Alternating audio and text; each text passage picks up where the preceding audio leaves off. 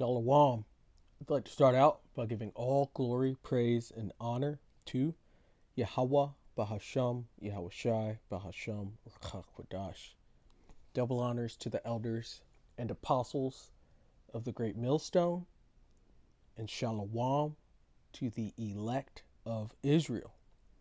This is Thamayim in Atlanta, and I wanted to take a look at this emergency summit where 57 different Arab nations or Muslim nations, countries met. And this is big because there's been so much division between them, and they're actually coming together over this war that's going on in Palestine. And so we'll go ahead and listen to this video. President of Iran said today in Saudi Arabia, he basically said that Israel needs to be totally conquered and turned into a Palestinian state, and he recommended arming Palestinians to fight Israel if the fighting in Gaza continues. And he said that the only solution to the conflict would be the creation of a Palestinian state from the river to the sea. All right, so he's basically saying from, I believe he's talking about the Euphrates or Tigris rivers, all the way to the Mediterranean should all be Palestinian, is what he's saying. All right, so he's saying that Israel should not exist and it should all be one big Palestinian state there. All right, and he said that what is happening in Gaza is genocide and war crimes against humanity. All our problems will be solved through unity, and we want to take a historic and decisive decision regarding what is happening in the Palestinian territories. The Palestinian people need our help and support. So he's talking about a historic decision that needs to be made. What that decision is, I have no idea, but here we have a video of all of these Muslim and Arab countries meeting today in Saudi Arabia. 57, guys. Here you can see the Prince of Saudi Arabia. To the right of him is the leader of the Palestinian Authority, Mahmoud Abbas. To the right of him is Erdogan, the president of Turkey. And to the right of him is the president of Iran. So a lot of powerful figures here, guys, okay? This was a huge meeting. 57 countries, okay, sent their leaders to Saudi Arabia to discuss the situation in Gaza and with Palestine, okay? This was like an emergency summit, an emergency Arab-Muslim summit, okay? Bashar al-Assad, the president of the president of Syria right over there. This is very serious, guys. This is like right out of the Bible. Okay, the Bible says in the book of Ezekiel, chapter 38 and 30. And yeah, like he said, it's like right out of the Bible. And this is huge. There's normally so much division between them. There's the Shiites and the Sunnis, and you never see them really joining forces to go against their enemies, but they are. And they will, because it's prophetic that the nations of Arabia join together and fight against the beast, fight against America first and foremost, and the land of Israel, fight against those two. So these things will happen. And I thought it was interesting that he mentioned the Euphrates. So we will go right to it. This is Revelation chapter 16 and verse 12. And it says, "And the sixth angel poured out his vial upon the great river Euphrates, and the water thereof was dried up." And you could get on Google right now, and I'm sure you've probably heard of it, but the Euphrates is drying up. And it's drying up into what looks like a giant omega sign, because this is the end. It says, "And the water thereof was dried up, that the ways of the kings of the east might be prepared."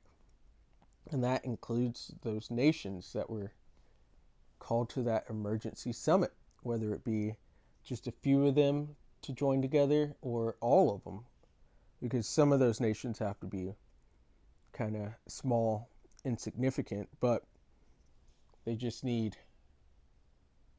a few of them to fight this war. And the Lord's preparing it for them. He's drying up the rivers. He's showing Esau's evil hand and how they're taking out those people there in Palestine. And it's time. This is the time when the prophecies start to speak. And they are speaking louder and louder with each day. It's the book of 2nd Esdras, chapter 15, and we're going to start at verse 28. It says, "Behold, a horrible vision, and the appearance thereof from the east." And it's all those nations. It says, "Where the nations of the dragons of Arabia shall come out with many chariots, and the multitude of them shall be carried as the wind upon earth, that all they which hear them may fear and tremble." So they are going to align and put together their military strength that's going into the chariots. So you could think of tanks and different ships, battleships, and all of their arsenals. They're going to combine them, and it's going to be scary, frightening to the people of the West and of the world in general, because this will be World War III. It says, "Also the Carmanians, raging in wrath, shall go forth as the wild boars of the wood." The Carmanians are the Iranians. You look that up, it goes into Persia, and Persia is Iran. It says, "And with great power shall they come and join battle with them," because Iran has a good military, "and shall waste a portion of the land of the Assyrians." That's going into America. America being the modern day Assyrians. America goes by a lot of different names within the scriptures, such as Assyria, Babylon, Egypt, Sodom, and I'm sure there's more. It says, "And then shall the dragons have the upper hand, remembering their nature." And if you go into Genesis chapter 49, I think it's chapter 49. No, Salakia. But in the book of Genesis, it describes Ishmael and his nature as a wild man and dwelling in the midst of the other nations. And that's exactly where they are. And they are a wild people. You see how they do those S-bombings and fight. They've got a lot of fight in them. It says, "And then shall the dragons have the upper hand, remembering their nature, and if they shall turn themselves, conspiring together in great power to persecute them." Conspire is with breath, so breathing together, all working together, aligning to each other. It says, "Then these shall be troubled, bled, and keep silence through their power, and shall flee. And from the land of the Assyrians shall the enemy besiege them, and consume some of them. And in their host shall be fear and dread and strife among their kings." Because of these heathen nations, there will be no winner.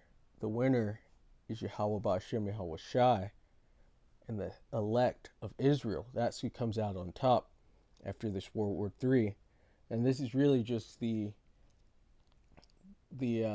heathen raging. But the Lord's going to draw them out because they're a part of parting his land, and they're a part of bringing the Israelites down. They had the sub-Saharan slave trade, and there they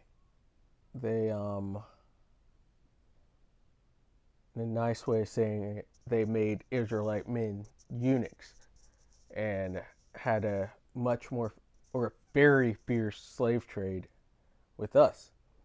And so they're going to go down too. They got judgment to pay as well. Not as much as Esau does, but they have a judgment to pay. And at the end of this, they're going to be in chains with Esau and with Moab and with Ham and with all of the nations of the earth, because this is the Lord's judgment coming. And so I thought that was big news, that emergency summit of the Arab nations. Lord willing, that was edifying. And I'd like to give all glory, praise, and honor to Yahweh Bahasham, Yahweh Shai Bahasham, Rakak Wadash. Double honors to the elders and apostles of the Great Millstone, and Shalom to the elect of Israel. Shalom.